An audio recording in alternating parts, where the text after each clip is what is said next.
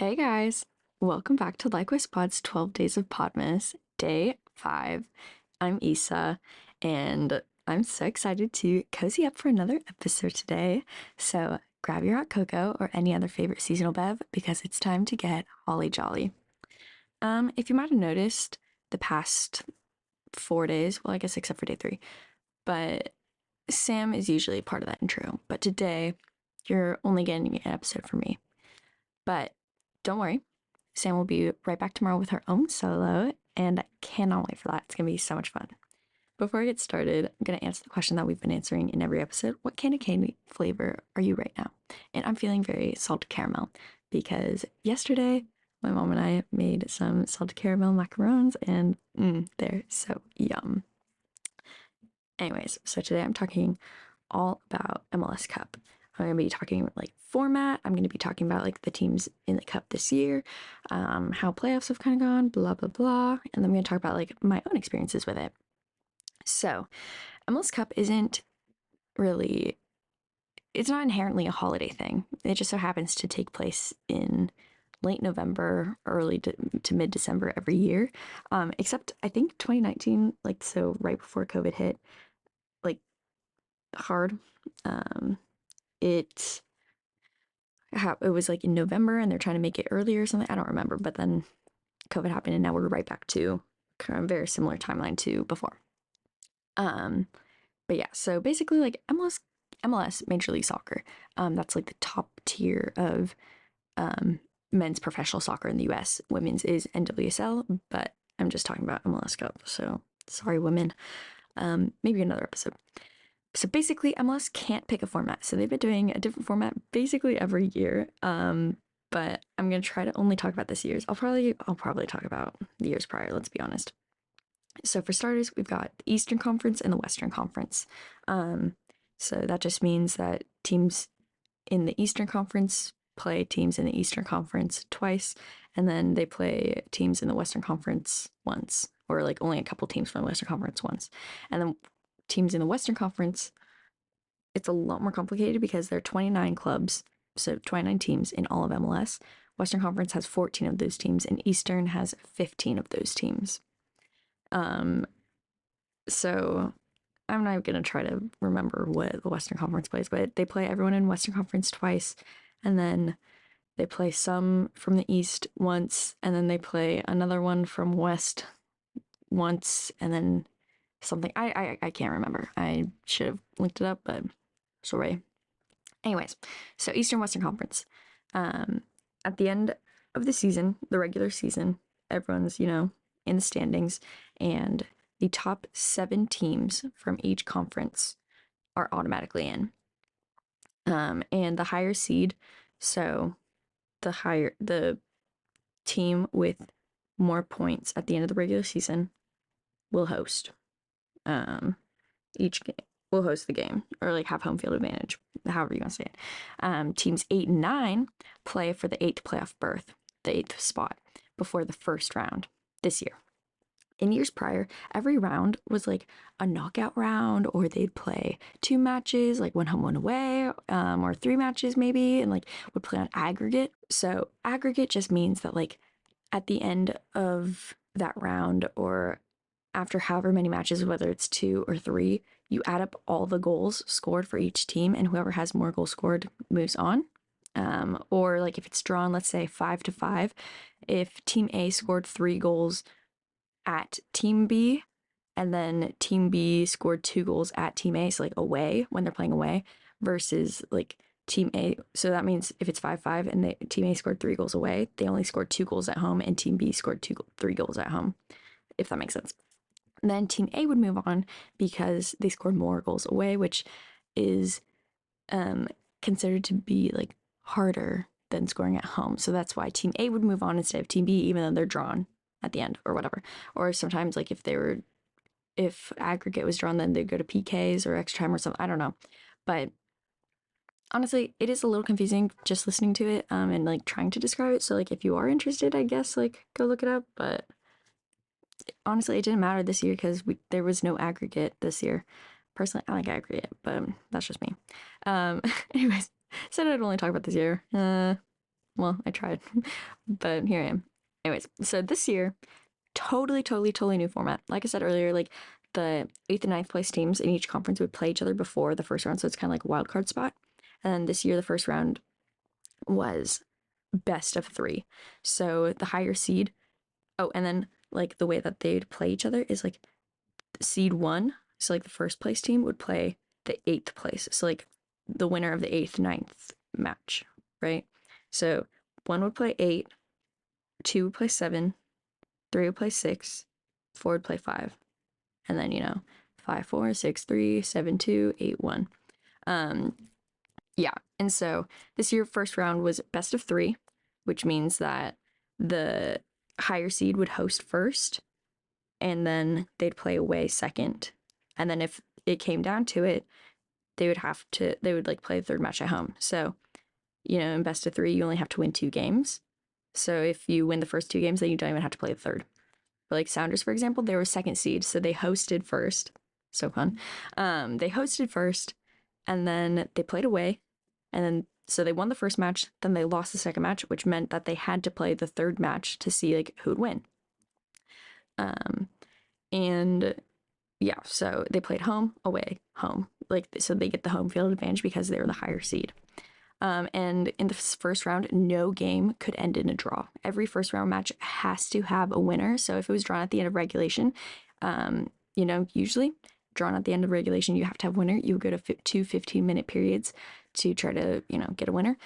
But this year, at the end of, if it was drawn at the end of regulation, then it just went straight to PKs. So, and then a PKs, PK shootout, penalty kick shootout, kicks from the spot. You automatically you line up 5 guys. You line up your 5 people, and then you take turns kicking from 12 yards out against the goalkeeper into the goal. And so like team A kicks, team B kicks, team A, team B, team A, team B until 5. And it's like best of 5. So if team A makes all 3 or makes 3, and then team B only has made 1, and then they miss their 4th one, then they don't even have to go to 5 kickers because the most team B could get at that point would be 2. But if it's drawn after 5 kicks from the spot, then you just keep going 1 1 1 1 until someone misses and the other team makes it. It's really intense. It's kind of fun. Not when it's your team, but when someone that you don't really care about, it's like, ooh, exciting. Anyways, and so then the next 2 rounds are single elimination or knockout, like so still taking place in either conference. So West is only playing West still, East is only playing East, because it's kind of like mini tournaments leading up to the MLS Cup. So it's like you're trying to find your Western Conference champs and your Eastern Conference champs to then play in the MLS Cup and like see like, oh, who's the champ of champs or whatever, kind of. And so in these, since they're single elimination or knockout, again, like no game can end in a draw, a tie.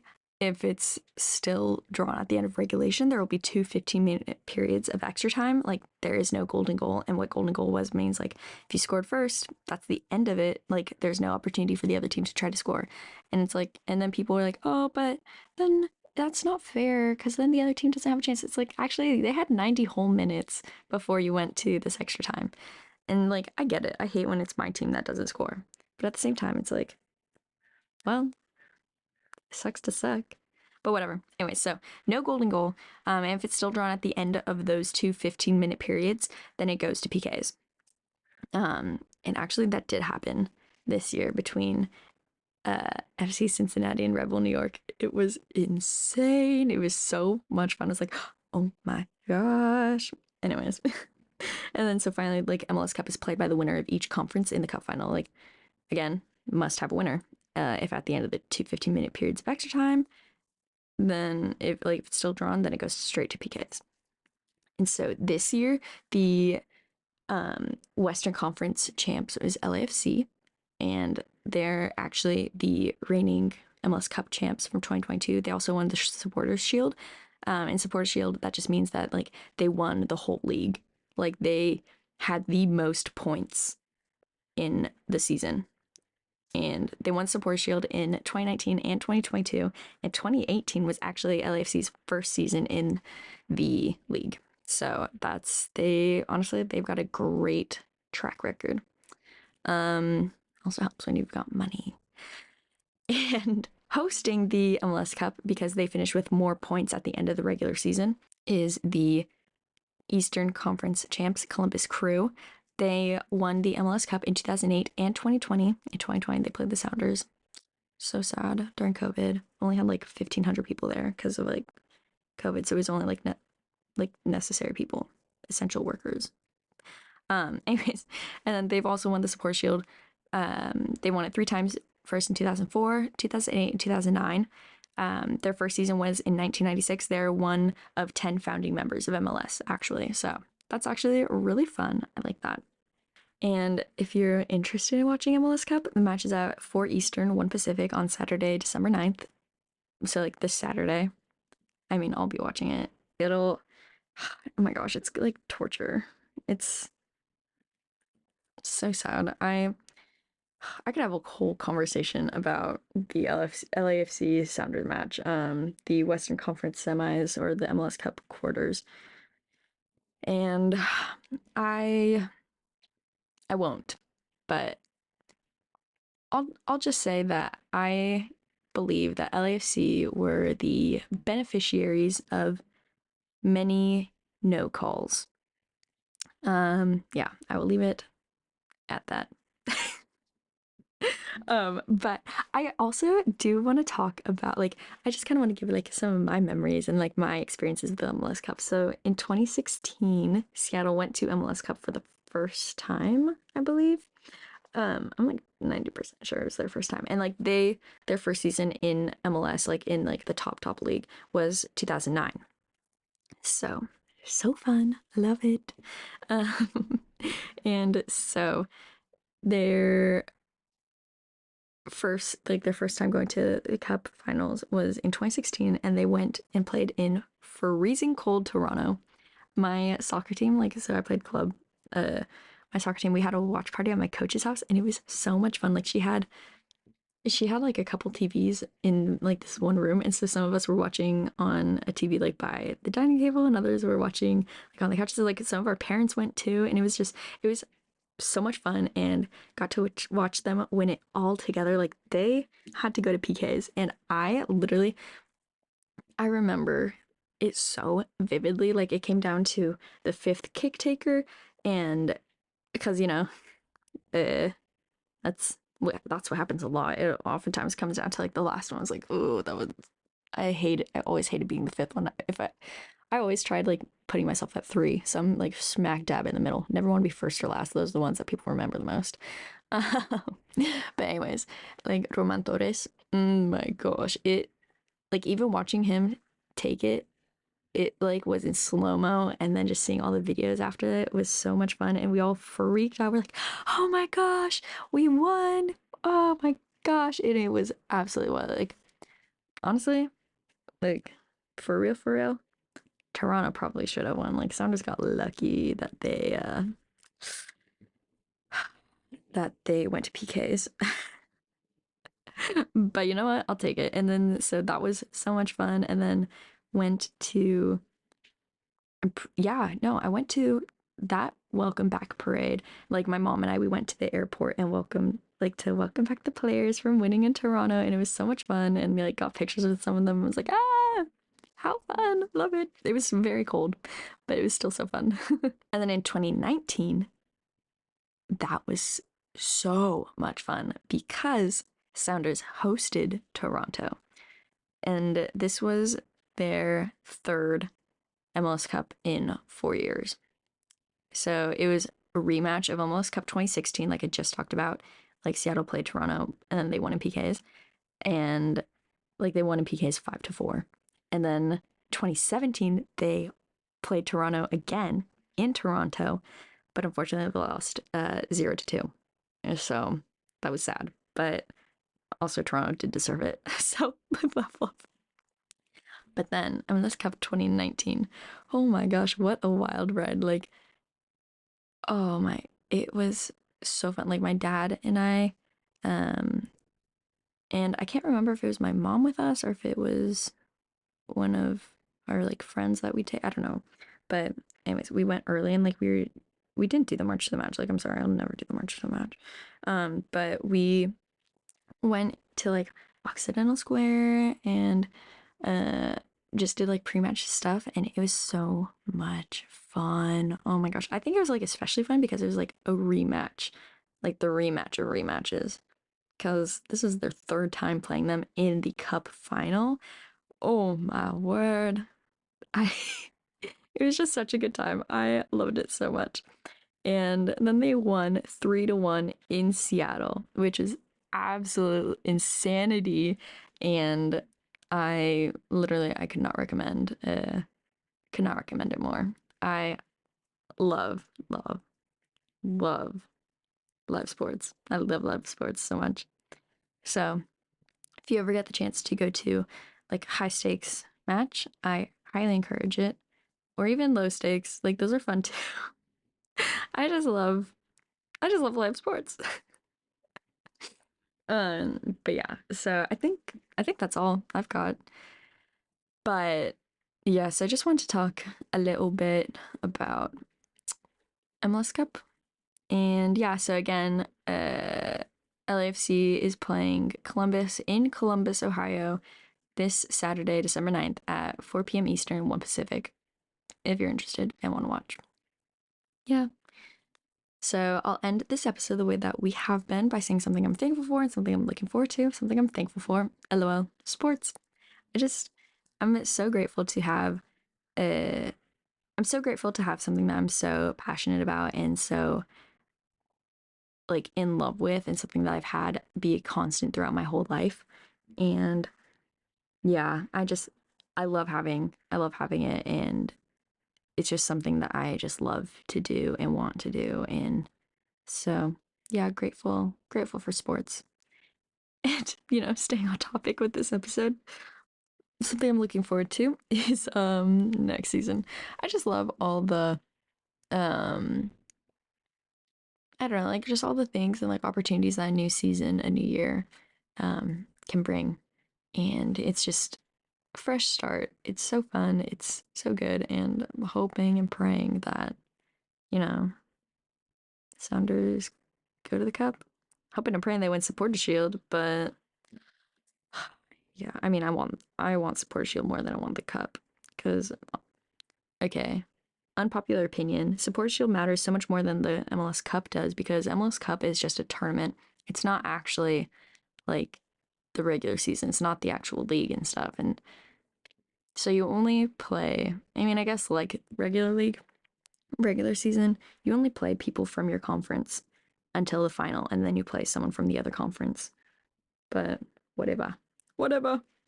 But yeah, so thank you so much for listening to me just, mumble on about MLS Cup and all things MLS Cup today, I guess. So funny.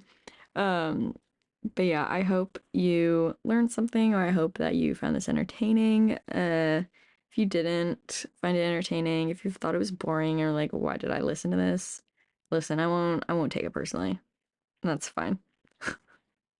But yeah, so as always, always, always, if you could be sure to, follow us on whatever stream platform you use and like rate and review so that you know exactly when episode's coming out. And also that could push it out to other people. I don't know, have listening parties with your friends. Could be fun. I love Podmas. This has been so much fun. A new episode every day. A little stressful, not gonna lie, but mostly fun.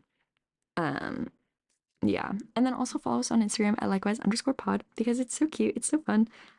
Oh my gosh, I say that way too much. Like, it's so cute. It's so fun. Ha ha ha. I'm so sorry.